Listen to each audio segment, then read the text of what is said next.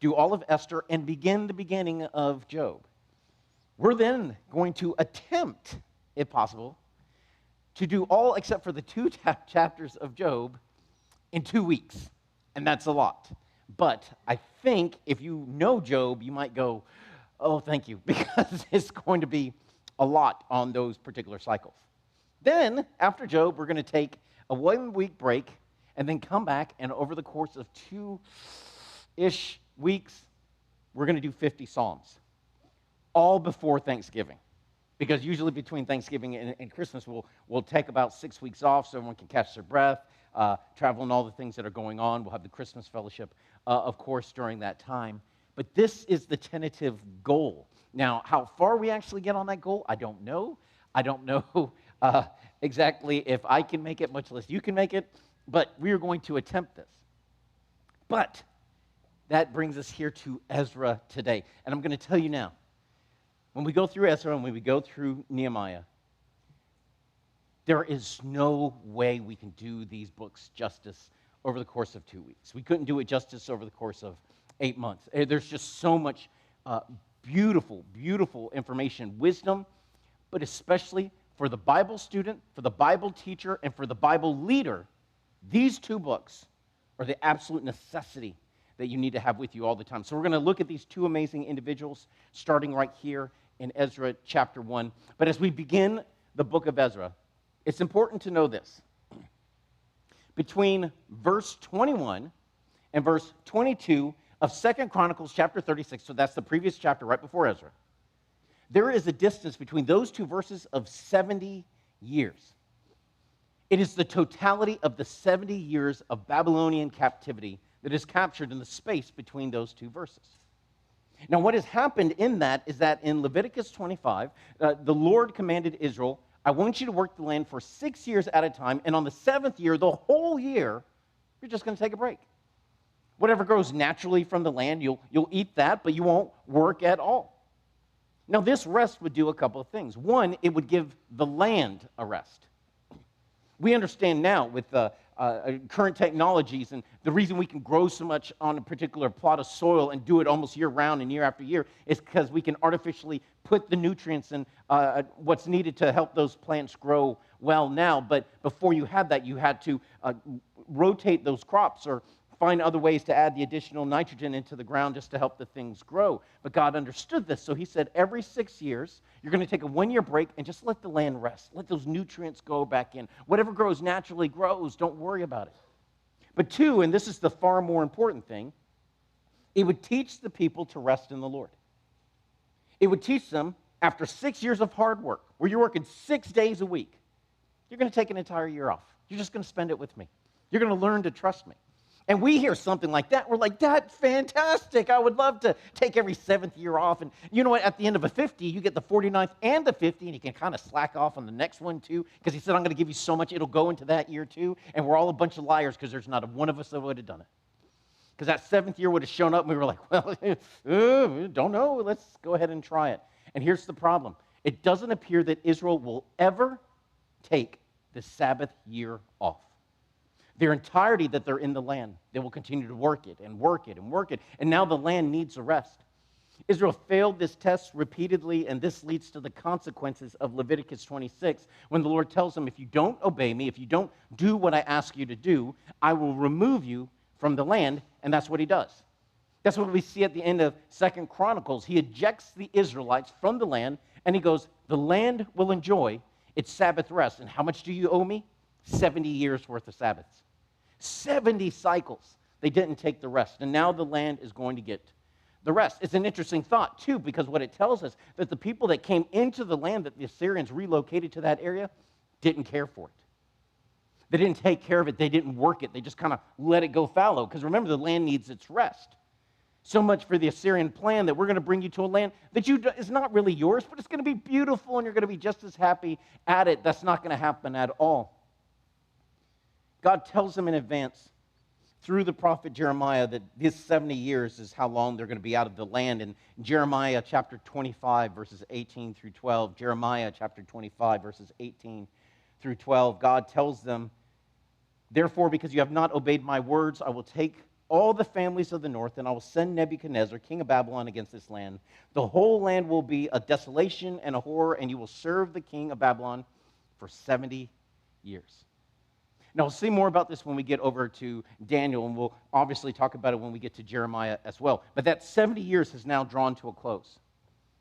The 70 years are up, and this brings us to Ezra chapter 1. Now, in verse 1, we see that the Lord has moved the heart of Cyrus, king of Persia, to see the Jewish people return back to Jerusalem and rebuild the house of God. Now, this decree that we have here is more or less a repeat of the proclamation at the end of 2 Chronicles, but we have a couple more details added in. And then there's one big detail that's not even mentioned here or at the end of 2 Chronicles. We'll see that later on. But we have the repeat of, the Lord has appointed me to fulfill his word, to have his house built in Jerusalem. And then in verse 3 and 4, if you look at it, the command of Cyrus is emphatic. It's almost like he's pointing his finger right at the Jewish people and saying, you are the ones that he's sending. Now, we need to understand that force of the command, because this is the command of God. And we're going to see this idea throughout Ezra. There is the decree of kings down here. Then there is the command of God over it. The decree of kings down here do not trump the command of God up here. And keep that idea in your head as we go through Ezra.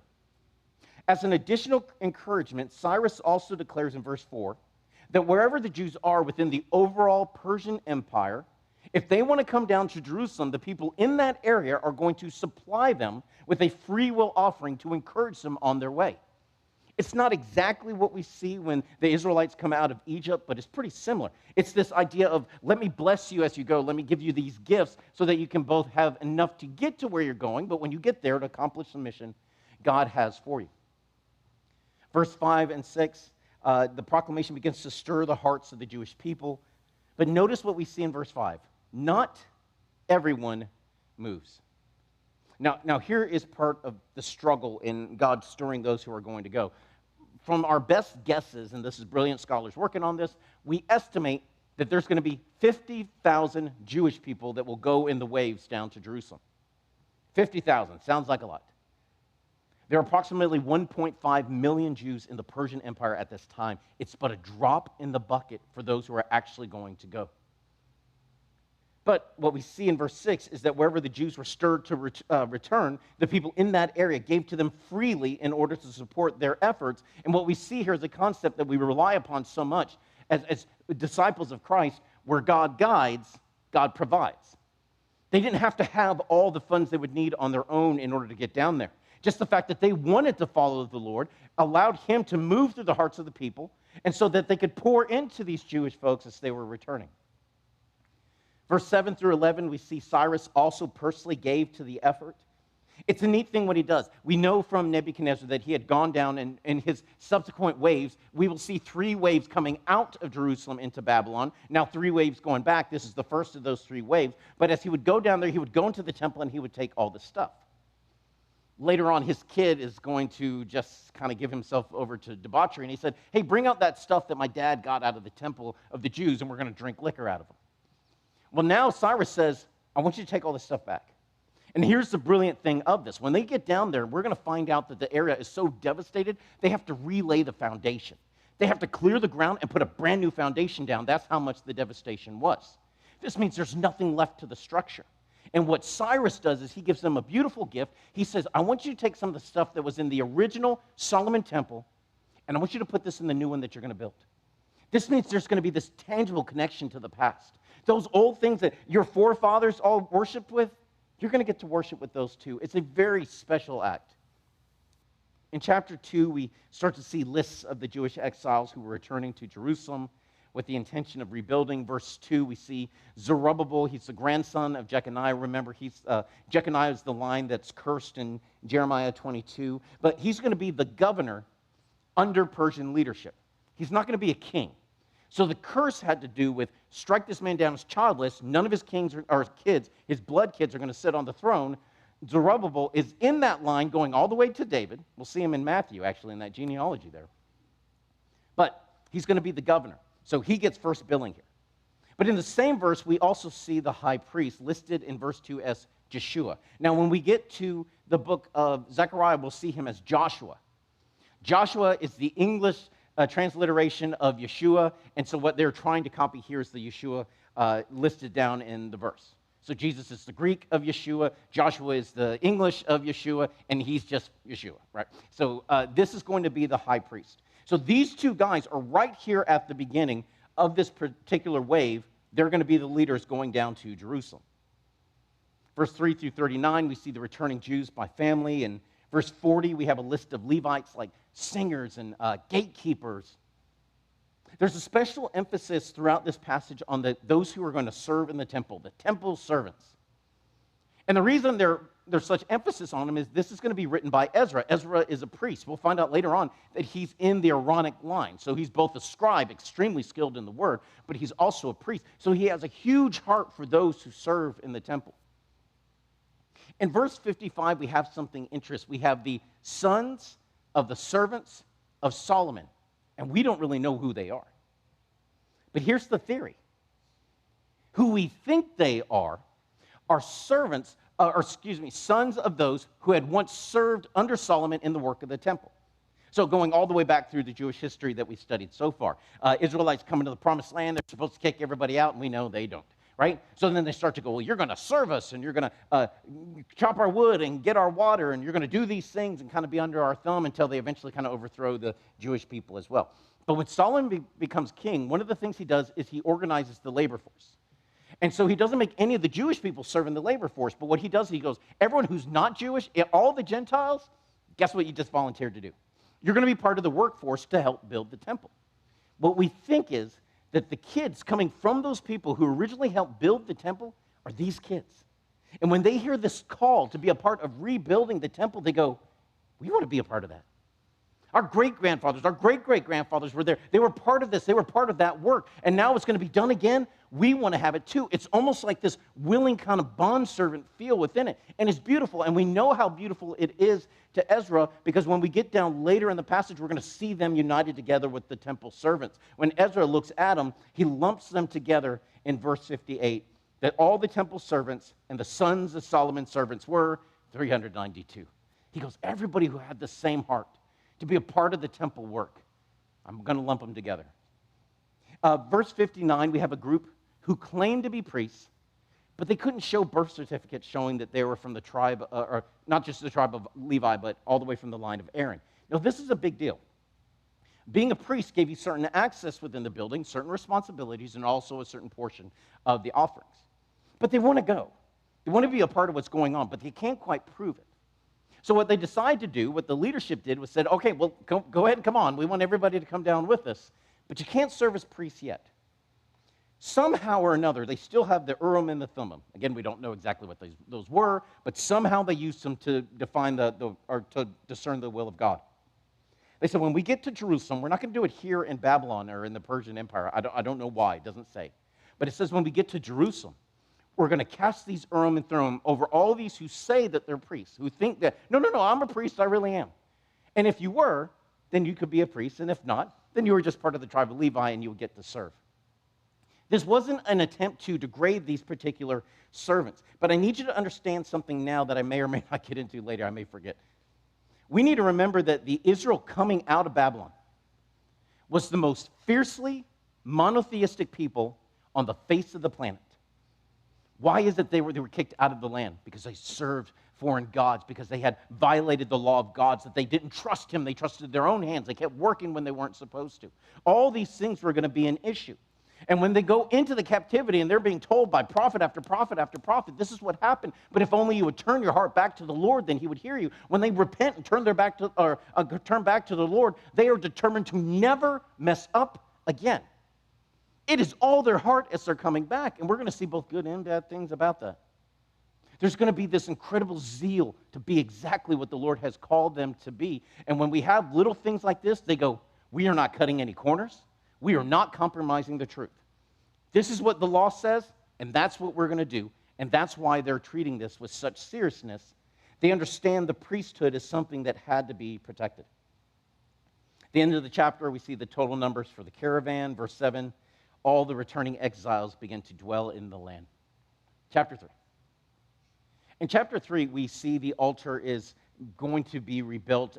Verse 1 sets the stage of this chapter time-wise. This is the 7th month of the first year. We believe that to be the first year of the return is what they're referring to. So when there's a first year and a second year, it's when this first wave is coming through. Now, the 7th month is important for us as Bible students and for the Jews in their Jewish calendar because this has the Feast of Trumpets, the Day of Atonement, and the Feast of Tabernacles. So start going back in your head from Numbers and Leviticus. The Feast of Trumpets is a one-day feast where they would blow the trumpets to announce like the king is coming. It's that kind of idea. Israel, expect your king, that kind of thing. But after that, a couple days is the Day of Atonement. The one day of the year, they're told, afflict your souls.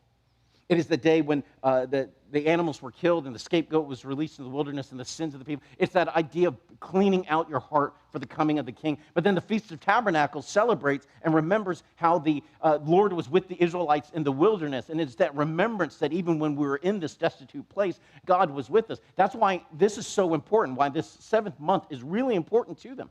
Because they need to know that the king is coming. They need to know that we have to get our hearts ready. Why? Because the king has not given up on us yet. And that is such an incredibly important desire in their hearts. They're going to really hold on to this.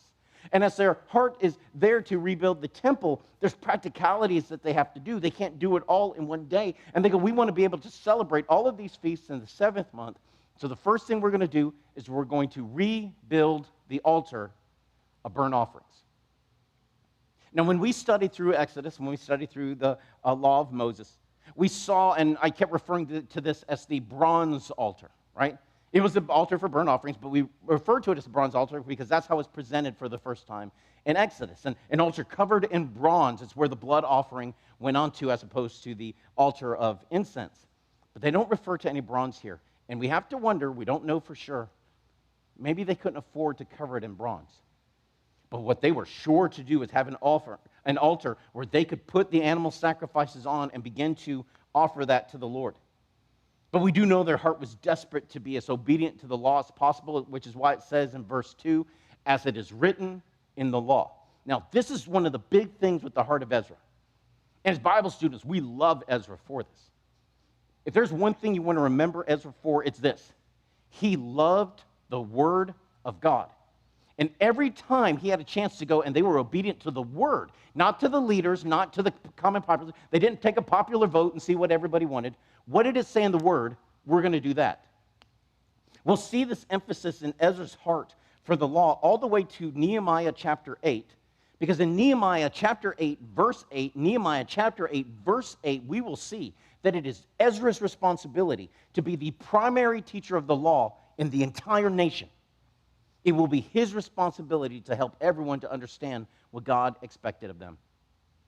All right, verse 4, the Jews celebrate the Feast of Booths or the Feast of Tabernacles, depending on your translation, celebrating that God was with Israel throughout their time in the wilderness, that he brought them all the way through, and especially important to them now. They continue to offer all of the offerings as required by the law, but they're starting to turn their head toward the direction of the temple. So they hire skilled craftsmen, and they purchase materials as permitted by the order of Cyrus, the king of Persia. Now, there's interesting caveats in here, and time doesn't let me flesh it out too much. But later on, we're going to see that somewhere in this order by Cyrus, he commands, let them rebuild the temple, and we're going to pay for it. And it doesn't happen. They bring their own money. They're having to buy their own materials. We don't know why exactly. I'll give you some theories when we get there. But it's something to be aware of. But the important thing is to see right here in verse 7, they said they did all these things according to the permission they had from Cyrus, king of Persia. We need to understand this proclamation of the king. This isn't something they felt like doing. This isn't something they thought up on their own. They didn't ask for permission to do this. The king ordered it, and that's going to be super important when we start to see the resistance that comes. Verse 3, the work of rebuilding actually begins. The fact that they're having to relay the foundation tells us how complete the destruction of the temple was. And some 7 to 8 months after the building of the altar of burnt offerings is when they're laying down the new foundation. That delay is likely to the realities of trying to be somewhat stable in the land, have a house. You got to have a way to have some food, starting to do some of those plannings and just live in the land. But it also tells us how much destruction Jerusalem was, how much rubble was likely on the site. It had to be cleared off, then it had to be regraded, then we have to get the materials for the foundation, and then we can finally get it laid down. Verse 10, the builders lay the foundation of the temple, the priests and the Levites celebrate with music. Verse 11 shows us this wonderful heart of the nation. They're singing and they're praising God. They're crying out, the Lord is good. His loving kindness is upon Israel forever. That refrain should seem familiar from other studies we've had. Verse 12, though, yet as they sang, some of the people who had seen Solomon's temple, so this is 70 years past that. I mean, so these are the much, much older generation. But they remember what Solomon's temple looked like, and they wept. You know, verse 13 tells us the sound of weeping and the sound of praising were each so loud that people far away could hear what was going on, but they couldn't make out which was which means that one wasn't overpowering the other. And there's a lot of discussion on this moment, and there is a fair bit of condemnation heaped out on those who are struggling in this moment, who are weeping, if they're weeping tears of sorrow. Now, some scholars go, no, they're tears of joy. They're just so happy to see this coming back up. When we get to Haggai chapter 2, verse 3, he's going to clarifying what the weeping is from. God is going to directly ask the people this. These are the ones who saw this new foundation be laid, but they haven't rebuilt the temple yet, and they're kind of discouraged. But he asks these people this: who is left among you who saw this temple in its former glory? And how do you see it now? Does it not seem to you like nothing in comparison? This is the struggle of the servant's heart. We'll see it when we get over to the book of Zechariah as well, when God has to encourage Zerubbabel, so the governor over the Jewish people here, and go, who has despised the days of small things? Who looks down upon those small steps that you take right at the beginning? Maybe today isn't fit all your expectations. It's not all the things that you wanted to be done, but just the fact that you put one small footstep in front of the other towards me is all that I ask of you. This is the heartbreak that they have, though. There's this sense of, look at all we've lost. Do you remember what Solomon's temple looked like? Just the glorious nature of it. You could see the gleaming limestone from far away as you walked up to Jerusalem. It dominated the skyline when you got into the city, and now look at this mess. Look what we have here. This is not necessarily a bad thing.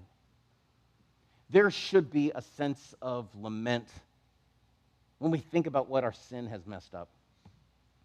We will see that in the book of Jeremiah, in what Jeremiah writes down in the book of Lamentations. The whole book is just crying over what has been lost.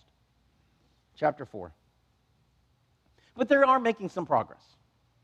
And with progress being made, our eyes are starting to see what's going on. And the people of the area, so these are the non-Jewish people, these are Gentile people that have been moved in by the Assyrian army back when they were the ruling empire. They approach the Jewish leaders and they say, hey, let us be a part of the work. And they even present themselves as fellow worshipers of God. So what's going on?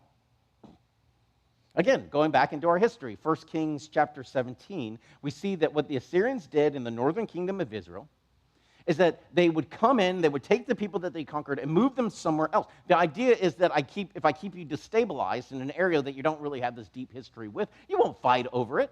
And I can kind of keep everybody on their toes. It'll be easier for me to rule.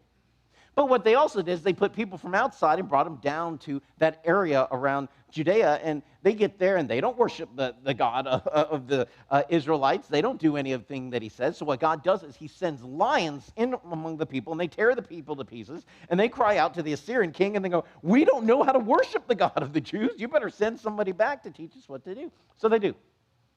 They send a priest back. He comes to the area of Israel, and he teaches the people that are now in the area about how to worship the king or the God of the Jewish people. Now, from what I understand, when you go to a place like India that has many different gods, the hard part is not convincing them that Jesus is God. The hard part is convincing them that Jesus is the only God. They don't mind taking one more detail. Well, hey, one more to worship. Hey, not a big deal. More the merrier. And they just lump them in, and that's what they did here, is that they took the pagan gods that they had, and then this newfangled God, okay, fine, we'll just put them all together. We'll make it all one big thing. And this became the Samaritan culture that the Orthodox Jews of the day of the earthly ministry of Jesus hated. For them, they were this complete compromise and corruption of the pure religion that God had given the Jewish people. That's what we're told was going on, and it is this group that comes to the leaders of Israel and says, oh, let us join with you. Now, verse 3, we have their response. Now, I'll tell you this. This response could have been much less rude, but they are to the point. Because again, remember who it is that we're talking about. The most fiercely monotheistic people on the face of the planet. They will cling to the law and emphasize purity almost to the point of distraction. And it will become a distraction by the time we get to the earthly ministry of Jesus. I just don't have time to get into it today. But they are trying to abstain from anything that even looks like it might be evil, which is a corruption of 1 Thessalonians chapter 5, verse 22. But again, I don't have time to go into that, but that's something to study. If you go into it, you may see some translations that give the... Okay, you know what? Let me go into it. All right, in 1 Thessalonians chapter 5, Paul is going, listen, you guys need to make sure that you're following what's true. And in verse 21, he says, one of my favorite verses, test all things. Yes, question everything. Look at it. And he goes, hold fast what is true. But in verse 22, he tells us to abstain from evil in every form. Okay, that makes sense. But some very well-meaning Christians have said, oh, no. What it means is that you need to abstain from anything that looks like it might be evil, which is a good practical principle, but it is not what it says. And the big danger of what we see here is a people group that has zeal without knowledge, is what Paul writes about. And the problem with having zeal without knowledge is that it's not anchored to something solid. So it tends to just run into a circle until it burns its way out. And then what you end up is with a very zealous people that all of a sudden kind of give up and then end up in incredible sin because they were never tied down to something solid, which is why Ezra is going to be so important in chapter 7, because you're going to have a people with a rebuilt temple and lots of zeal and no understanding of the Word of God. And Ezra goes, that's a job for me. And I said I wasn't going to go into that. Okay. That being said, the concerns of the Jewish people are totally valid. And they really are correct. As the Samaritan people were in that area, they could not partner with the Israelites who were trying to rebuild the temple. Not as they were. Now, I'm not saying that they couldn't have been taught, they couldn't have been brought, that the Israelite people couldn't have been a bright light to the people who were in darkness. But as they were, their hearts could not be in harmony. And this is an incredibly important lesson for the servants of God. You cannot co-labor with somebody if your hearts are not in harmony with one another. You want to accomplish something for the Lord? You must be in one accord. All right. So they say no. We got nothing to do with you. You have nothing to do with us. And I totally understand their thought, because one of my big pet peeves is if I've been working on something for a long period of time and you come in the last 5 minutes and try to jump in so you can tell everybody you helped. Do not, if you see that going on with me, do not do it, because I don't like fiddlers. I'm working on it. Pray for me in this, but it bothers me. And I understand their thought in this moment, because they have to be like, you've been here 70 years. You couldn't even clear the site. I'm not talking about rebuilding it. I'm just talking about tidying it up, doing something with the walls, just getting the burned stuff out of the way. We'll see when we get to Nehemiah, the gates are still burned down from the Assyrians and the Babylonians. They didn't do anything during this time. They're like, listen, we got no part with one another. And the response of the Jewish people in verses 4 and 5 infuriate the people of the land. They begin actively working to discourage the Jews in their work. They even go out and they hire on their personal dime people just to work against the Jewish people on a full-time basis.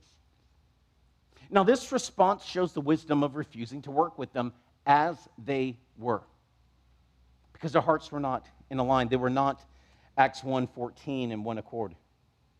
They didn't have a focused heart for God. They had a focused heart for themselves, so they could say they were a part of a work. And they would have actively worked against the heart of the Jewish people if they were allowed to do anything at all. So there is tremendous wisdom in saying no. Verse 5 through 6 begins a section that will go all the way through chapter 6, involving the kings of Persia and their role in the construction of the temple.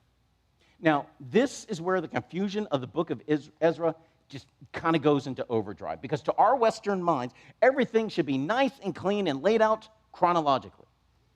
In year this happened, and then year this should happen. But that's not the way it was for the Eastern mind, particularly in this area. Ezra writes the way that their minds thought, and they group things together by topic and emphasis. Things that are similar go here, and things that are similar go here. And then I give you a little hors d'oeuvre here to get you hungry, and then I give you the big meal after it. And that's what we're going to see here in chapter 4. Now, what we'll see in the next few chapters are the names Cyrus, Darius, Ahasuerus, and Artaxerxes, which is great. Okay, we got that. Those are all Bible names we can follow. But here's the issue. The way the names are presented, it appears that Artaxerxes stops to work in chapter 4. King Darius starts to work again in chapter 6. But then Artaxerxes comes back later on, and he sends Ezra and Nehemiah. And then we look at a nice secular timeline, and we go, okay, where's what? Whoa. They're 50 years apart. So how can this guy, who comes after this guy, stop a work that later he's going to start, but somebody in the middle keeps it going, and what is going on?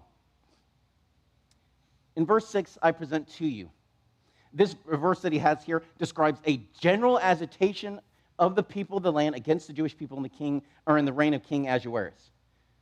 It's almost like Ezra's going, you guys remember what happened to us under the reign of King Ahasuerus, which, Bible students, that is the king in Esther. The world knows him as Xerxes. But Ahasuerus is a Hebrew mispronunciation of a Persian word that we then in English turn into Ahasuerus. So that's why we have Ahasuerus here and not Xerxes. But this is the king Xerxes from the historical timeline. But what happened under the reign of King Xerxes was that Haman attempted to exterminate all of the Jewish people in Esther chapter 3. And Ezra's using that as a vantage point, a leverage point. He goes, you remember what happened? You remember how we celebrate Purim every year and we read the book of Esther, and when we say the name Haman, all the little kids go, boo. That's nothing compared to what the story I'm about to tell you now. Because that did try to kill all the people, and God was more than faithful as he always is. But let me tell you about what they did to stop the work of the temple, that spiritual heart of the people. In verse 7, he details now the accusations of the enemies that did affect the construction of the temple. And that's the heart of Ezra. It's the temple. This first part is about getting it rebuilt. Why did Cyrus send them back? Because the Lord, the God of heaven, but the God of the Jewish people, decided I would be the one to make sure that his house was rebuilt. So, okay, so maybe we're good on that. Maybe that makes sense. But what about an Artaxerxes who stops to work in chapter 4, or who sends Ezra in chapter 7, and Nehemiah in Nehemiah chapter 2? Okay, I'll tell you now, there is no one solidified theory among brilliant Bible scholars who are all smarter than me. But there's two general thoughts going on. As a Bible student just like you, I would recommend anytime we look at something that starts to get really crazy, that's not fair, that starts to get a little confusing, to adhere to the sweet simplicity of Occam's razor. Occam's razor goes like this. Whatever answer that is both the simplest and satisfies all of the question is usually the correct answer. The simplest answer that satisfies all of the question is usually the correct answer. Therefore, I submit to you what's going on here, and I'll tell you the other theory in just a second, is that there are two separate people that go by the title of Artaxerxes, and they will reign some 57 years apart. Now, we know from history that there are actually three kings that will go by the name Artaxerxes. Two will go by their title, and one, Artaxerxes the First, will go by it as his personal name. So it's kind of like parents telling their kids, oh, you're the champ, and you're the champ, and then one parent goes and names their kid champ, and oh, I am champ. It's that kind of dynamic going on. We really don't know what the meaning of Artaxerxes is. When you go and try to look it and chase it down, there's all these theories. Does it mean son of light, or the son that cancels out light, or great warrior who cancels light? We don't know what it really means. But we do know that several kings will take this as their personal title. Because of this, the Artaxerxes in Ezra chapter 4 is one of the in-between kings between Cyrus and Darius the First. Cyrus gave the command to build the temple. Darius the First, in his second year of his reign, will command for the work to continue. Now, if you have one of those fold-out timelines that we have out there, you'll see that there's this one name in between the two. There's Cyrus, and there's Darius the First, and there's this guy named like Cambius. right? He was one of the higher-ranking kings going on in the Persian Empire at that time. But the crazy thing is that the Persian Empire had kings everywhere. It was too much trouble to try to rule everything directly, so they would be like, okay, you get to be the king over here, and you get to be the governor over there, and then I will be the king of kings. I will be over all the various kings. We'll see the same thing in the New Testament with King Herod. He's the king over Judea, but he's the king in name only because he's underneath the Roman Empire.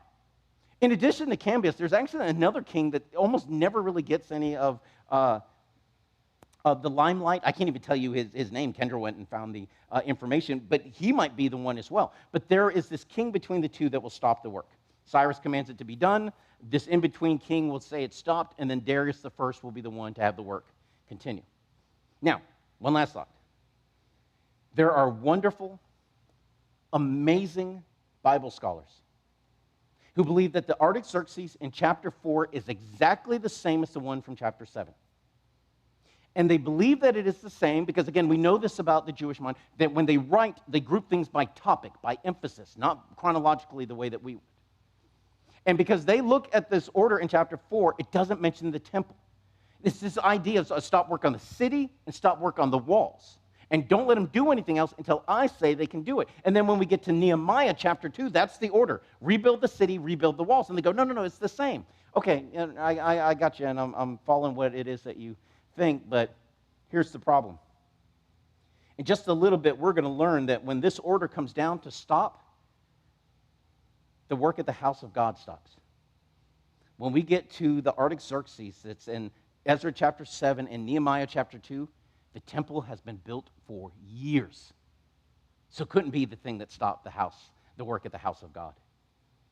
This is the thing that we have to be aware of and balance these out. What's the simplest answer that satisfies all of the question? Because if you go, this is the same Artaxerxes, great. Now you have all these other questions that you have to handle that I don't have to. But those are the two theories. Hey, test it before the Lord. What is the way that he is presenting before you? Okay, verse 7. With all of that out of the way, we can actually start looking at the verses again. Verse 7 starts a section that records this great resistance against the people of God as they attempt to rebuild the temple. Interesting note, starting in verse 8, you might want to put a little dash here in the margin. Everything between verse 8, starting in verse 8, to chapter 6, verse 18, is all in Aramaic, not Hebrew. There's 3 languages in the Bible: Hebrew, Greek, and Aramaic. Aramaic was the common language of the Persian Empire in this particular area. Later on, when the Greek Empire takes over, then Greek is going to be the common language everywhere, which is why the New Testament is in Greek. That being said, Aramaic was still the common tongue in this particular area of the world. This Middle Eastern bloc will use Aramaic as their common tongue. Because this is in Aramaic here, we'll also see this again in chapter 7, verses 12 through 26. Chapter 7, 12 through 26 is also in Aramaic. You'll understand why when we get there. But it almost has this feeling of Ezra going, you know what, I want to get this exactly right. And he goes to the Persian annals and their courtroom notes, and he writes out of their own, he copies it down, the Aramaic words that they wrote recording what it is that this happened. So these are courtroom notes that we're looking at.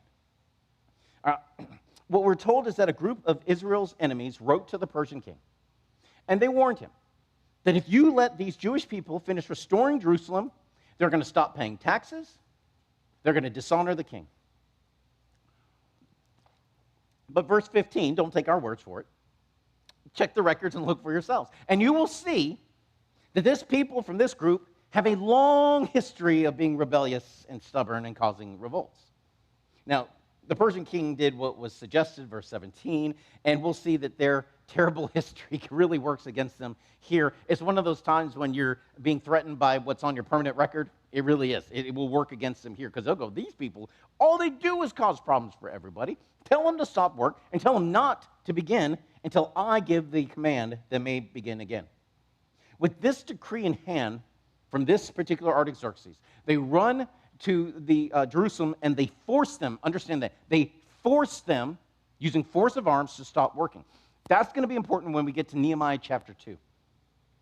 In verse 24, then the work on the house of God ceased. There is a specific Aramaic word that is translated as then. The word literally means from that time on.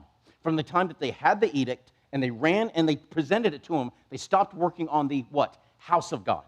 Not the walls, not the city, on the temple specifically, indicating this cannot be the Artaxerxes from Nehemiah. The temple's already been built by then. Chapter 5. Now, here we see an issue that we discussed in the Q&A fellowship. What do we do when the government commands us not to do something that the Lord has commanded, when the government prohibits what God has commanded? I asked you to remember this before. There's the decree of kings and the command of God.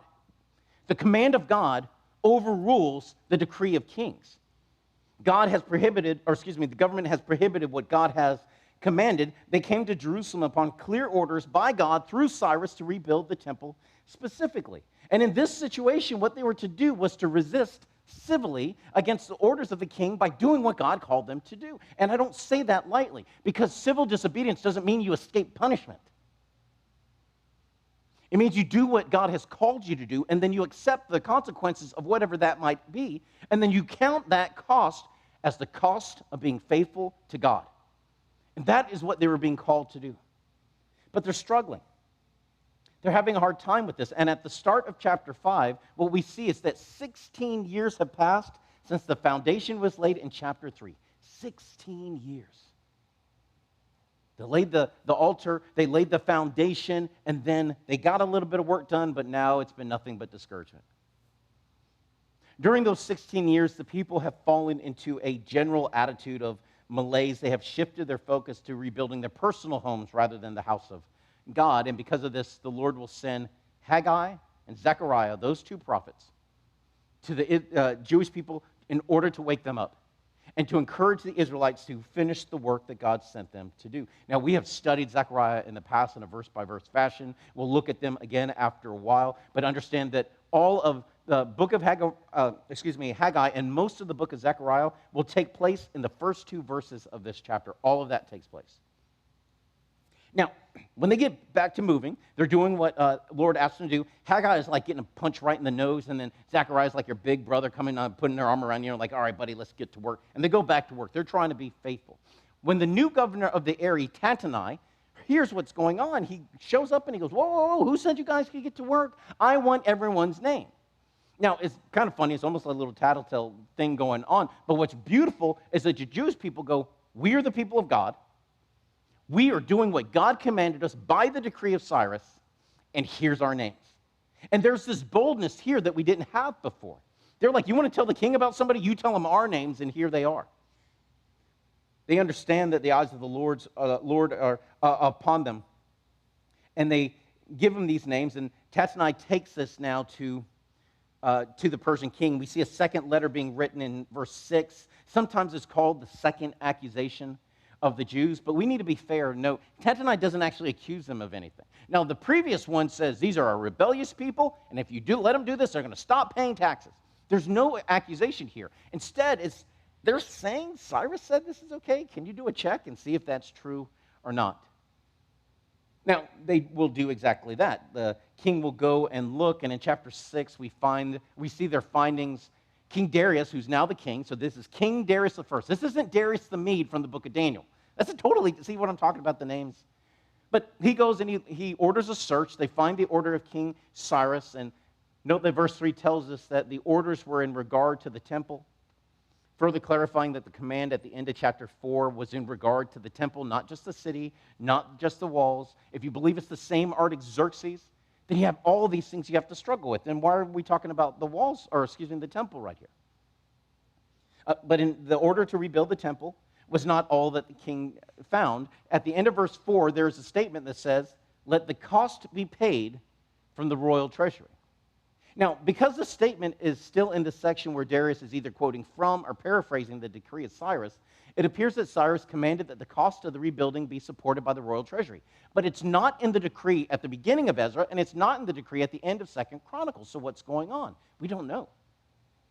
It may be that it was part of the public decree, but because it was never honored, Ezra decided not to include it. It could be that this was part of an inner courtroom dialogue when he's giving this decree, and then after the decree is all posed, and he goes, oh, and by the way, I want to make sure you guys pay for it. And that might be why when we get to Artaxerxes in a little bit, when he goes, and let it be paid from the royal treasury, he says, I, even I, Artaxerxes, he repeats himself 3 times. He goes, I command that you pay it out of the royal treasury. But again, we don't really know. It's just interesting to note. But either way, Darius commands the enemies of Israel to leave the work alone. They're going to build or carry the cost of it. He says the provinces beyond the river, which may be a reference to the Euphrates River, possibly to the Jordan, we just don't know. Either way, it's where they are. And he's saying you guys are going to be the ones to cover the cost for whatever it is that they need. This becomes a Romans 8:28 moment. God never said that everything would be good. He said he would turn all things to good, according to his definition of good, for his glory. They were coming with all of their efforts. We'll see this later on in Esther in magnificent fashion. But what God does is he turns his persecution against the Jews and goes, you know what? If you guys had just kept your big mouth shut, you wouldn't be footing the bill. But guess what? You started it, so now you have to deal with it. In verse 11, Darius commands it to be done without delay, and then he goes, if anyone violates my command, then that person is to be impaled on a framing member from their own house. So they're going to go into their house and take the longest piece of wood, and the Assyrians had developed this, and everyone else kind of carried it. They would go and cut a big stake at the end of it, and they would put it in a pole, and they would take you while you're still alive and then impale you on top of the stake, and they would leave you up high so that everybody could see this is what happens when you mess with the government. And he goes, yeah, we're going to do that to you, and then we're going to tear down your house, and we're going to turn your house into a giant trash fill. And then we're told, and they did everything without delay. Verse 14 through 18, we have the victory statement. It says everything was rebuilt in accordance with the command of Cyrus, who gave the original order, Darius, who gave the confirming order, and Artaxerxes, who will give the command in Nehemiah chapter 2 for the walls and the rest of the city to be rebuilt. So we have this idea coming all the way through here about all these things being completed, and that was verse 14. All right, verse 19, after the temple was completed, we are approximately 516 or 515 BC. And with the temple now built, they're able to celebrate the Passover and the Feast of Unleavened Bread for the first time in over 86 years. They do so with great joy because the Lord caused them to rejoice, and he turned the heart of the king of the region toward them to encourage them in their work. Chapter 7. Now, between chapter 6 and 7 is another gap. 58 to 60 years. That's how long this has gone on. The entire book of Esther happens in this gap. You might want to write it in your Bible. The entire book of Esther happens in this gap between chapter 6 and 7. But finally in chapter 7, we see Ezra for the first time. The book's, we call it by Ezra, but now he's finally on the scene. At the beginning of the chapter, we're told after the reign of Ahasuerus, so that's the king in Esther, the world knows him as Xerxes, Artaxerxes, his son, is the king. At the beginning of chapter 7, we see that a second wave of exiles will return to Jerusalem, this one being led by Ezra, the scribe, and the priest. Now, one thing before we get into the life of Ezra is the role of Artaxerxes in the life of Ezra and Nehemiah. Artaxerxes is very interesting. We don't know much about him from secular history.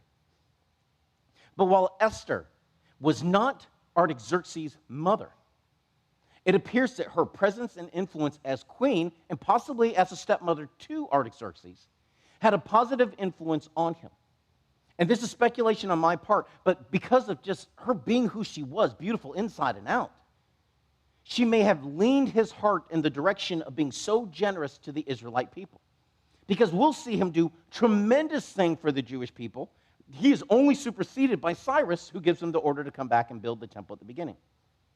But in verses 1 through 5, we're told Ezra was from the line of Aaron, so he's not just a Levite, he's a priest.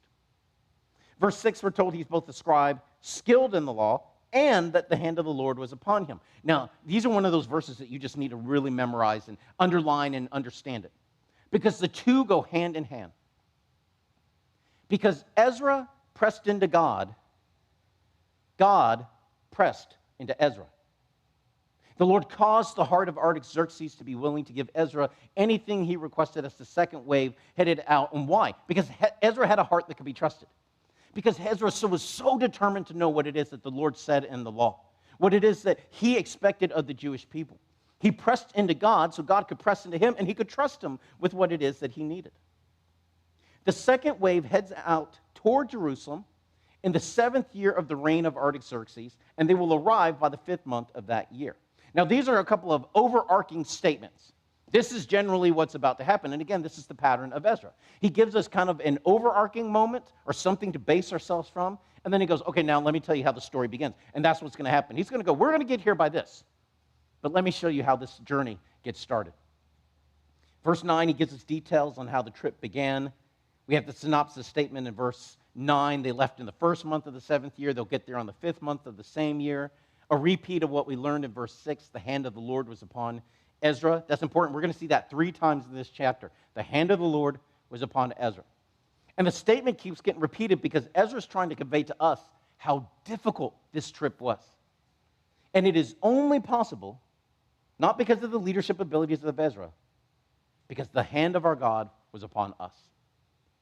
In verse 10, we're told, it builds on the end of verse 9, the reason why that God was with Ezra was because Ezra was with God. If we remember from 2 Chronicles chapter 15, when we were studying the good king Asa, that a prophet will come to him and tell him this beautiful verse in chapter 15 of 2 Chronicles, that the Lord is with you when you are with him. And we see this principle being carried out here in the book of Ezra. God was with Ezra because Ezra was with God. And God was with Ezra because Ezra purposed in his heart to do this: to study, to do, to teach. Now, I need you guys to really focus in on that verse and see what it is that he's telling us right there in verse 10. Ezra has set his heart to study, to do or practice, depending on your translation, and teach. This is the picture of the Bible student that God can do something with. There's lots of people who will go and study the Bible to edify themselves. There's lots of people who go and study the Bible to puff themselves up. And guys, I'm telling you, this is a great temptation for us to stop at the first one.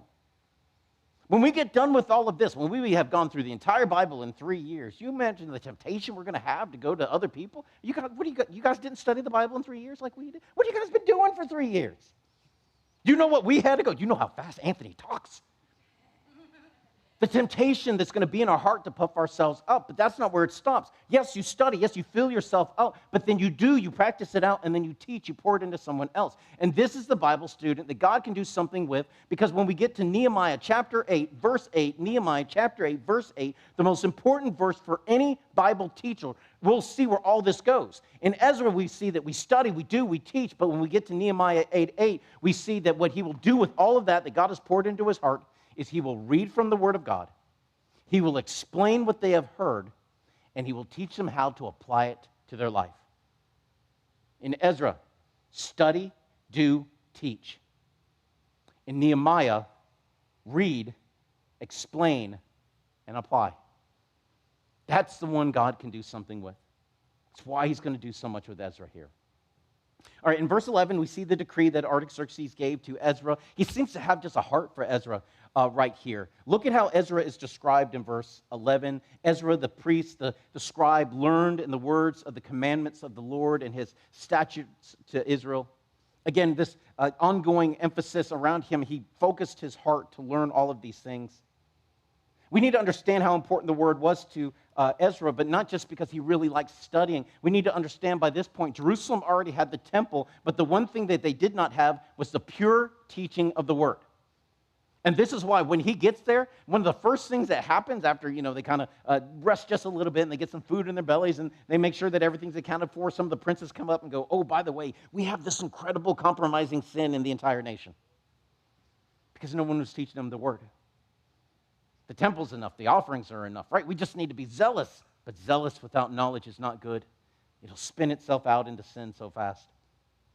Verse 12, we see the beginning of the actual decree. Artaxerxes is sending Ezra the priest and the scribe. Verse 15, he sends gold and silver with Ezra as a free will offering so that they could purchase animals needed to make animal offerings to the Lord. This is not because King Artaxerxes was a convert to Judaism, but this was pretty common. We'll see this later on with Alexander the Great as well. But what was common to pagan kings is because all the gods were good for them, what they would find out if somebody else had a god, they would go, hey, give them an offering on our side. It's a way of hedging your bets. So they're going, hey, you guys are, hey, give an offering. Make sure that the God of the Israelites are happy with me too. And then he says this, if anything else is needed, verse 20, they can pull the necessary funds from the royal treasury. And to show the sincerity of this, we have verse 21. I already mentioned it, but what does he say? He says, even I, King Artaxerxes, issue this decree. And I give it to the treasurer specifically, that whatever he says he needs, you make sure he gets, and it shall be done diligently.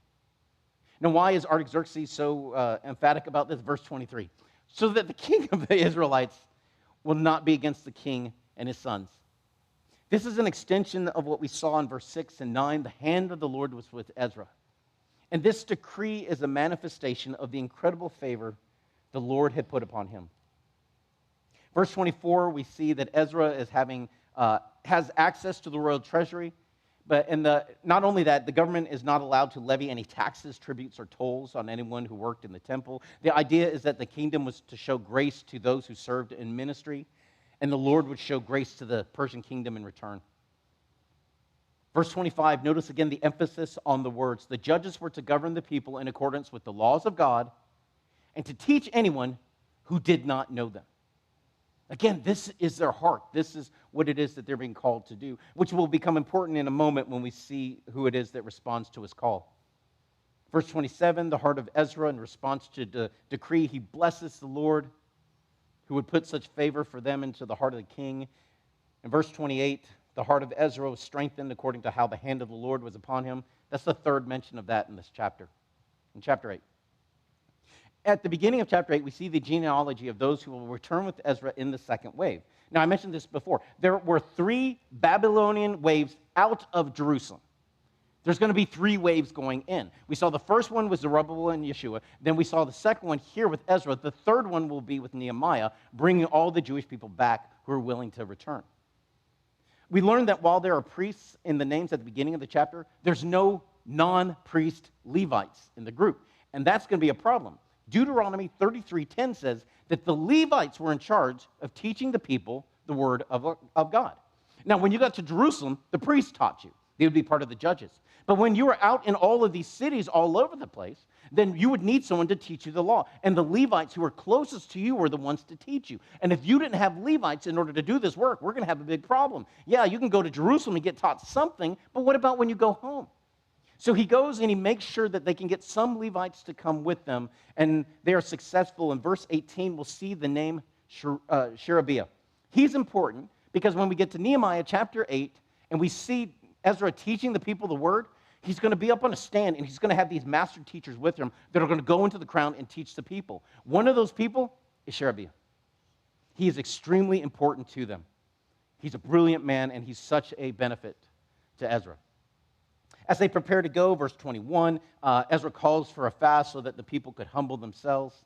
As they sought the Lord and asked for a safe journey, they were well aware of how dangerous the trip was. But what we're told here is that even though Artaxerxes had promised to support him with anything they needed, Ezra kind of felt like it would be embarrassing now to go to the king and say, hey, I know I said that the hand of the Lord was with us, and he's with those who are with him, and all that kind of good stuff. Can we have some soldiers to keep us safe? And he's like, I didn't feel like I had that freedom. I felt like it would have diminished the name of my God. Now, what's interesting when we get to Nehemiah chapter 2, the same king is going to send Nehemiah, and he goes, yeah, and I'm sending soldiers with you, and you don't get to ask. Now, it doesn't mean that one was holy and the other was not. What it means is that there's freedom in it to seek the Lord. What is it God's asking of you? And just because he asked you of this or just because he asked me of this doesn't mean that he's putting that on somebody else. But they do. They stop and they fast. They ask the Lord for safe travel, and we're told that the Lord listens to their cry in verse 23.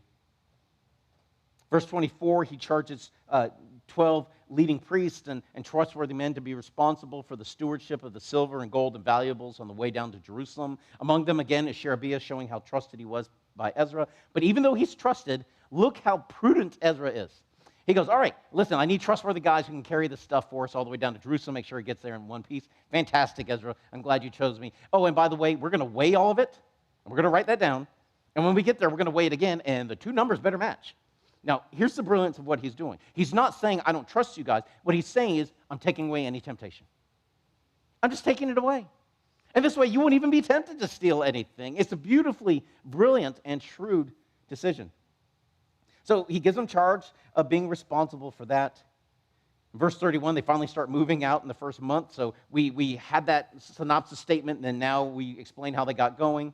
The Lord keeps them safe on the way. Verse 32, they get to Jerusalem, and they remain there for 3 days before they do anything. We see this again in the book of Nehemiah. I don't know why.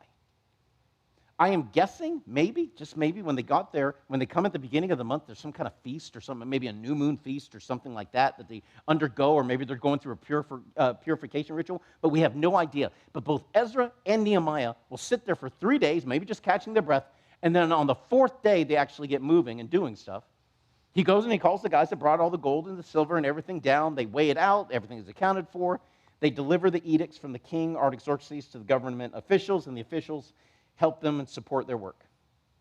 Now, in chapter 9, we're going to see the problems beginning. And it's as soon as Ezra gets his feet touched down to the ground, they get going, he's established in the area. We're told some of the princes who had been there in the land come to Ezra and they go, we got this issue. Some of the Israelites here in the land have married the Gentile people from around the area. Now, please understand me. Listen to me super clearly here. The issue is not that they mingled bloodlines between the pure Jewish people and these dirty Gentile people. That is not at all what's going on. Verse 1 gives us the clarifications. The Jewish men married Gentile women according to their abominations. That's the issue. These were people who had not converted to Judaism. And they were not following the God of the Bible. They were holding on to their pagan ways. They were holding on to their abominations. And Ezra understands just how serious this was because he's a scholar and he remembers all the way back. When did idolatry first appear in Israel? When did it first come into the kingdom of Israel? Solomon. Why? Because he married many foreign women, and when he was older and he was just tired of fighting, they softened his heart and they moved it toward idolatry. I'm sure it had to cross his mind. We just got here. Are you guys kidding me? And now these foolish people are going to throw it all away. When he heard about what was happening, the compromise in the nation, he showed vividly outward signs of distress. He tears his robe. He pulls his own hair out of his head and his beard. Now, this is the big difference between Ezra and Nehemiah.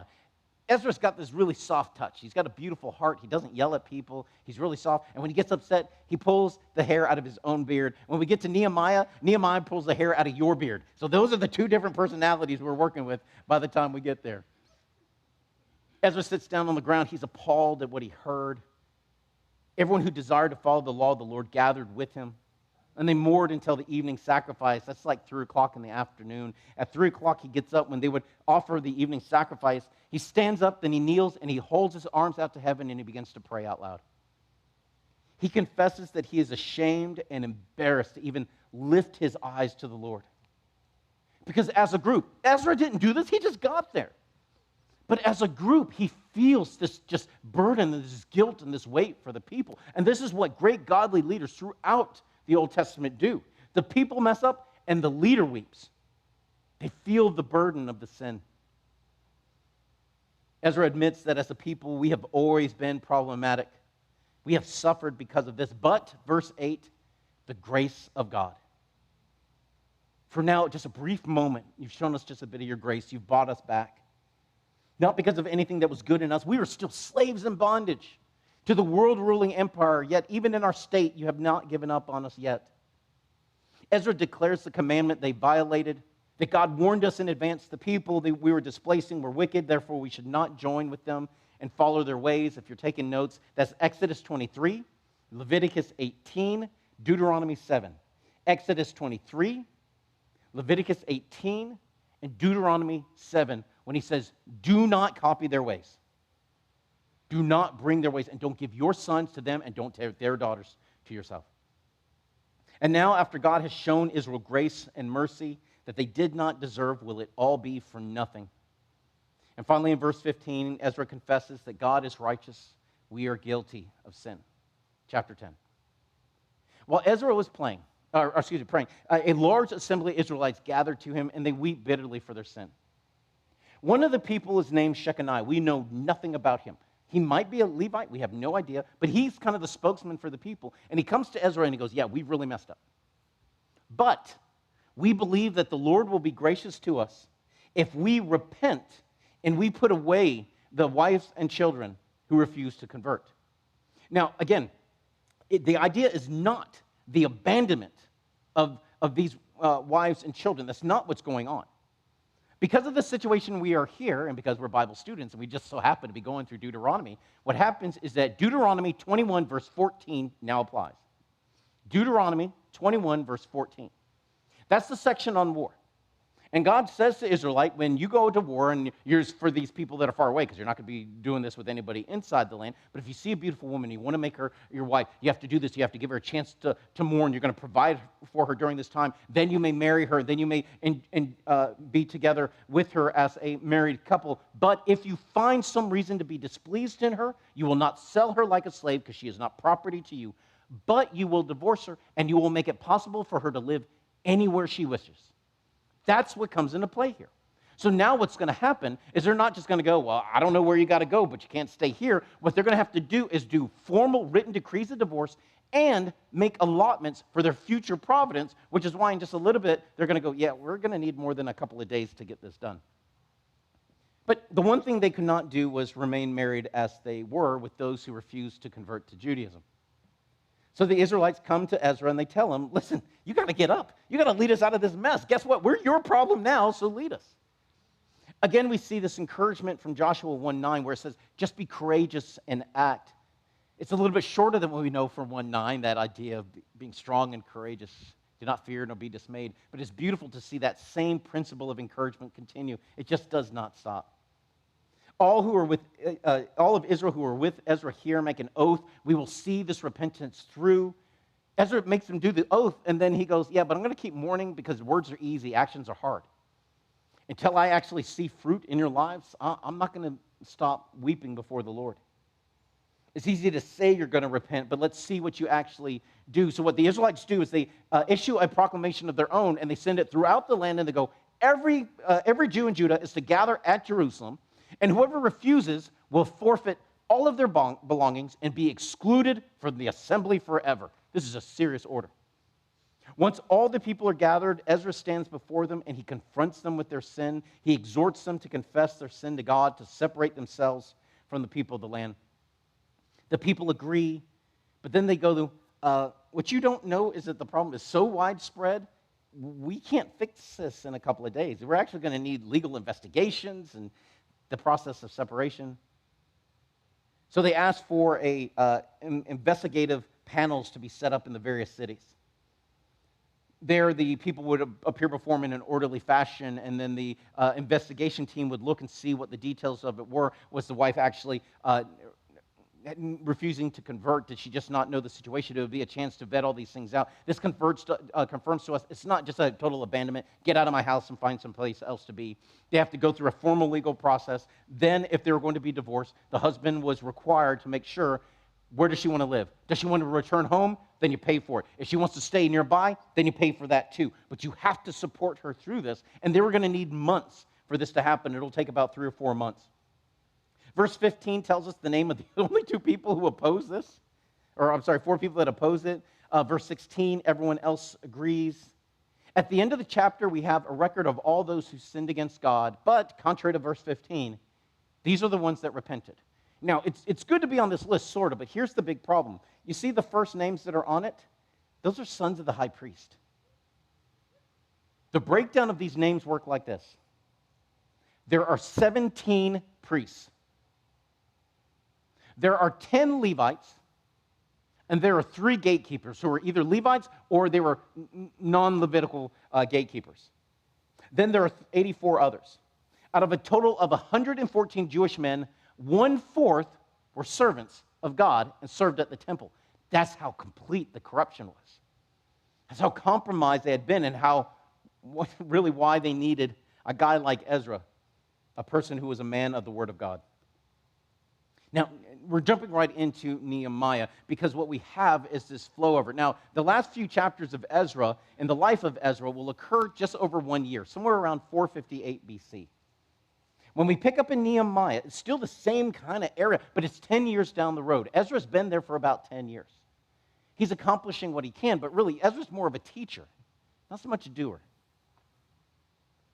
Here in the beginning of Nehemiah, we're maybe 445, 444 BC. But what I want you to understand, you might want to write this somewhere down, maybe at the beginning or end of Nehemiah. The book of Nehemiah is the end of the Old Testament historically. At the end of Nehemiah, we're going to have 400 years of silence, and then we will have the Gospel of Matthew. Nothing else is going to happen. All of the prophets, everyone else like that, they've already happened by the time we get through the end of Nehemiah. Now, I know as we're looking at this, we're like, listen, we're not even to the halfway point. We still have to do the books of poetry and all the prophets. Yeah, I know, they happened during the other books.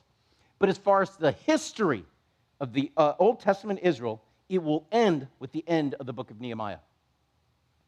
This book starts off telling us that these are the words of Nehemiah. We know very little of his background. We don't know what tribe he was from, but this is beautiful for us as Bible students and Bible servants because Nehemiah becomes a bit of the everyman leader to us. Everybody can learn from Nehemiah. What we learn over the course of this chapter is that he was the cupbearer of the king, which is why he's in the capital here in verse 1. And while he's serving there, one of his brothers are returning back from Jerusalem, and he goes, hey, how are things going in Jerusalem? We need to understand his mindset. Look at how he asks about the people. He goes, tell me about the ones who escaped and survived. Now, this is interesting because Nehemiah has possibly the cushiest job in the entire empire. He's the cupbearer to the king. He's always in beautiful surroundings. He's as comfortable as any person could be. You want to keep him in a good mood towards the king because he's essentially the king's poison taster. You never want to get that guy too upset at you. So he's in a really cushy spot. And yet, how does he view those who got there? Those who escaped and survived through all of this.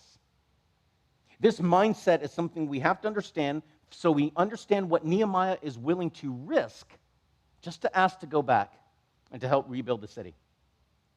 His brother tells him what he's going to find when he gets there. He says the people are just in distress.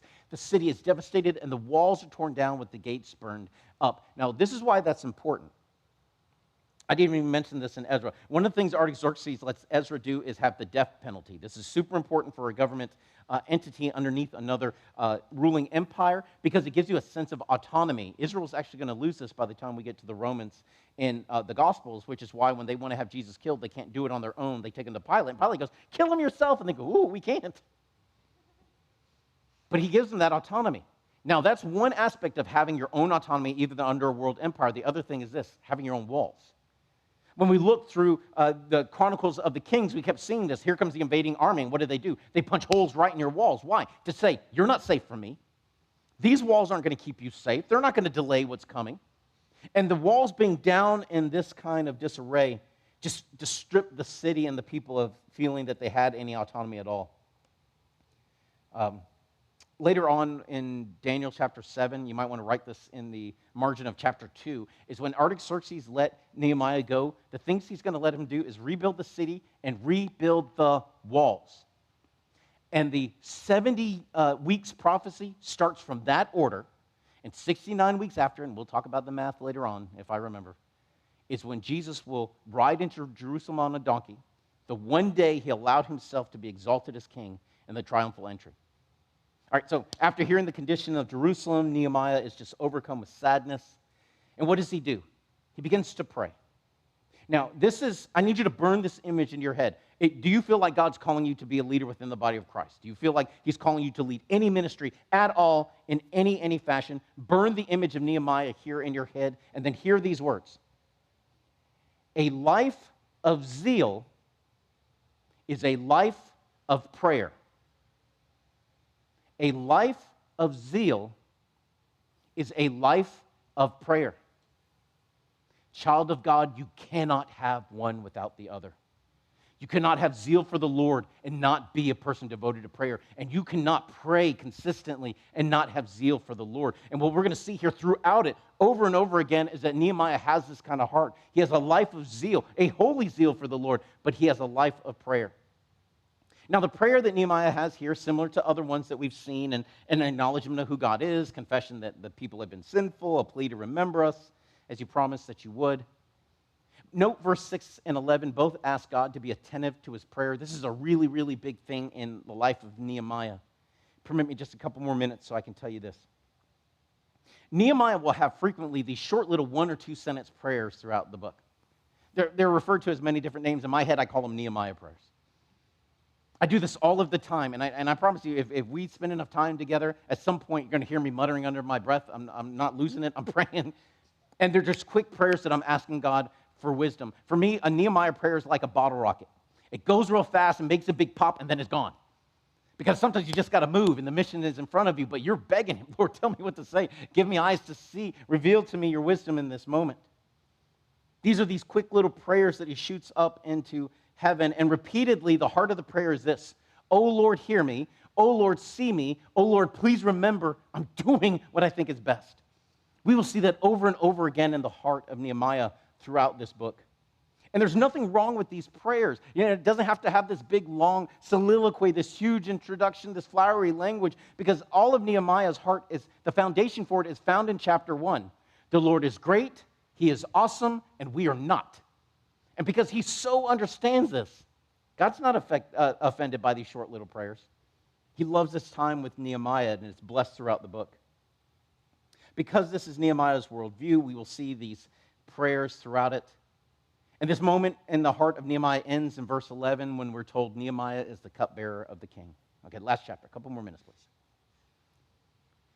Here in chapter 2, the statement at the end of chapter 1 tells us why chapter 2 is possible. We're told he's the cupbearer, and then in the beginning of chapter 2, we see him bearing the cup for the king. Someone presents the king with some wine. He reaches down to grab the cup. When he turns to the king, who is King Artaxerxes, this is the 20th year of his reign, the king notices that Nehemiah is visibly sad. Now, this is a big, big issue for the time.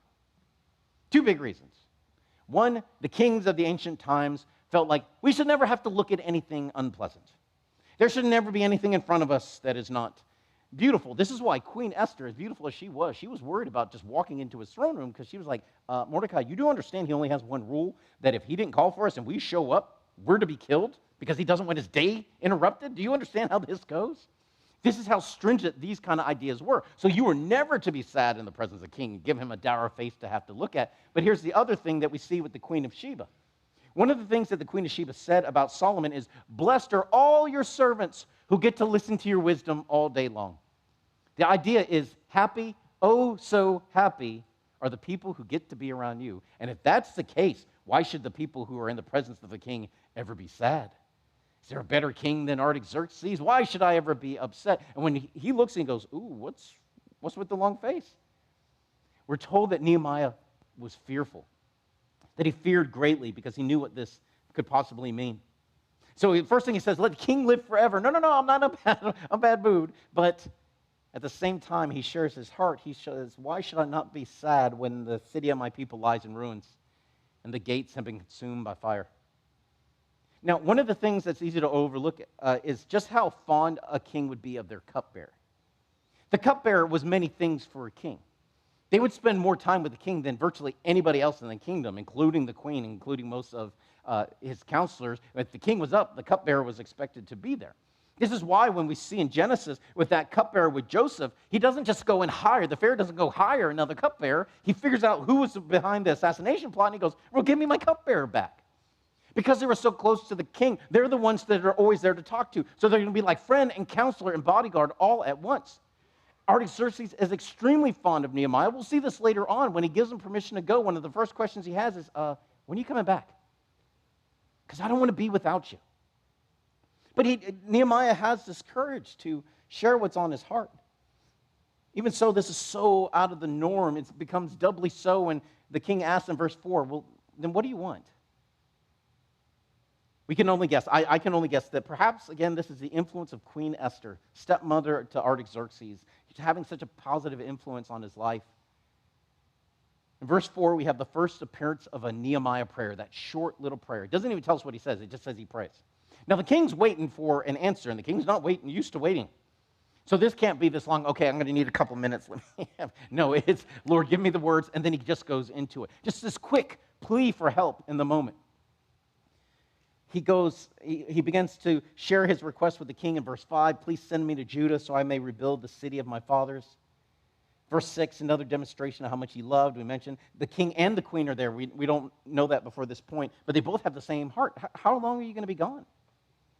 It conveys they were not eager to be without him. They wanted him back as soon as he could get back. Verse 6 tells us that Nehemiah gave a specific time that he would be gone. We don't know how long that was. Is it the 12 years that we'll see later on in chapter 13? Probably not, but we just don't know.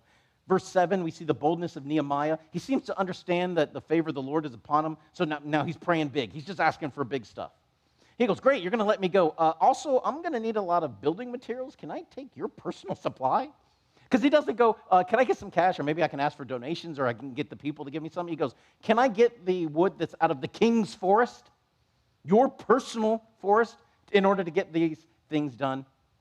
It shows Nehemiah understands that God is with him. See, he's got the zeal combined with boldness. And the king grants him all of this because of verse 8, the good hand of my God was on me. He understood that the Lord was with him. It's a go big or go home moment. Verse 9, he arrives in Judea. He immediately reports to the officials in the area. Verse 10, we're introduced to the two great enemies of the Jews during the book of Nehemiah. Sanballat, who is from the town of Hornium, which is a town in Moab, so he's a Moabite, and Tobiah, who's an Ammonite.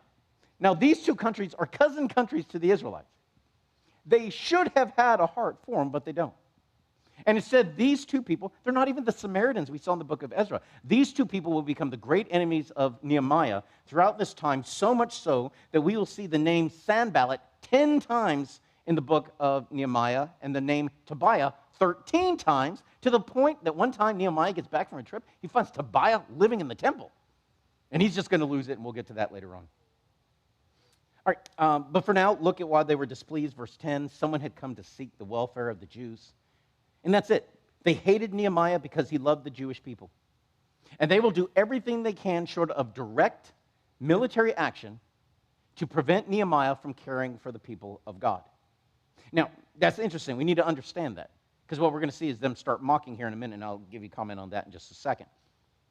But the reason they can't move against Nehemiah, when we saw with Ezra in Ezra chapter 4, when he says they stopped him by force of arms, they can't do this, because now is a good time to remind you, Nehemiah came down with a royal escort. King Artaxerxes didn't even ask Nehemiah if he wanted troops. He just said, and the king sent me, and he sent troops. Because he is surrounded by royal soldiers, the people in the area can't do anything against him. And it provides him a layer of insulation he wouldn't have had any other way. Again, this is a blessing from God. Well, we're told in verse 11 that Nehemiah waits 3 days. Again, I don't know why, but he and Ezra both do. But starting in verse 12, he starts to get to work. And the first thing he does is he goes out at night when nobody can see him, just him and his donkey. Now, it may be he just didn't want anybody to see him. That makes perfect sense. But maybe, just maybe, again, this 3 days thing just keeps kicking in my head. Maybe those other days were some kind of feast or the Sabbath or something like that. And because he had to wait until that day was done, so when the sun comes down and the first 3 stars, and then that's technically the next day, and as soon as he can, he goes out. He goes and starts looking to see how bad the work really was. Now, what we're told is that he will leave this area and he will go through the valley gate. He goes out the valley gate and he comes back in through the valley gate. It may be, and I'll present this to you next time we get together if the Lord permits, that the gates that we're going to see the rebuilding happen will tell a story. It will start with the sheep gate, go to the fish gate, come back to the sheep gate, etc. It may be that the valley gate was meant to be a picture of going into a very difficult situation into the valley in a humbled condition. And then everything else will come out of it. There'll be water and refuse and all kinds of stuff like that. We'll see that next time. Because Nehemiah goes into the valley gate and he comes back out through the exact same way, it could be just good, prudent kind of thinking. I don't want anybody to follow my tracks, so there's just going to be one set of tracks coming in and out. Or maybe the idea is that he goes into this very humbled, knowing that I am way underqualified for what it is that God has asked me to do. And when he sees the work, he goes, oh, yeah, I'm exactly right. So it's not as though he went into it humbled and he goes, oh, it's not that bad. I can handle this. He goes in humbled and he comes out of it humbled. He goes, there's no way that I'm going to be able to do this. But this is an interesting thought that God revealed to me as I was preparing for this exact study. Now, I was at the recent pastors and leaders conference, and I'm surrounded all day long with beautiful servants for the Lord. And before the teaching had gotten underway, I was just alone, and I was studying, and God showed me something I'd never seen, and I love the book of Nehemiah. I've studied it many times just personally and teaching. But what I noticed about this, everything that happens in this moment starts in chapter 1 with the heart that was broken and a Nehemiah who was moved to tears for the people who were suffering. For the ministry that was out there and nobody was able to tend to it. His heart was just broken for it. And he goes into this, and he goes into the valley gate, humbled, completely feeling overwhelmed. And when he sees the work that has to be done, he's totally confirmed. I am the wrong guy for this, Lord. But this is the thing that Nehemiah did not know. He may not know this all the way through the end of the book. But Nehemiah was uniquely the most qualified person in the entire Persian kingdom to do what God had called him to do. Because not only was he precious to the king, which is rare, not only was he favored by the king, which is doubly rare, he's also Jewish. He also has a heart for the Jewish people and what it is that needed to be done. But then even beyond that, he had been educated by the Persian Empire to be a leader, a planner, and an engineer. And he had been trained by the Persian Empire for who knows how long. Because again, what was he? He was the cupbearer. That means he's always in the presence of the king. Whenever the court is in session and the king's on his throne and is receiving these people, he's always there. That means he had full access to a master class on how to lead and how to build. He saw clear examples of what worked. He saw clear examples of what didn't. He got to hear proposed plans for building that were presented to the kings, and then he got to see how those plans went when he got the updates, and he's standing there next to the king, and the king is being told how it worked or it didn't work. No one in the entire empire had access to all of these things like Nehemiah, not even Ezra did. Ezra was called to a ministry that Nehemiah couldn't do, and Nehemiah was called to a ministry that Ezra couldn't do. And the best part of all is that the Persian Empire was the one who paid for the training. This is the Nehemiah who came out of that valley, humbled and unaware of just how perfectly God had made him for the task. Yet at the same time, totally confident that God would see him through. We see this at the end of the chapter as he tells the Jewish people the plan. He calls them to action, tells them how God's hand had been with him. They're encouraged. The vast majority of them put their hands to the work. Verse 19, we're told that the enemies of Israel began to mock and despise them for trying to restore the city of God. When we see this, we need to understand this. Ridicule is the weapon of those who have no other. Ridicule is the weapon of those who have no other. There's nothing they can do to stop them. All they can do is make fun of him.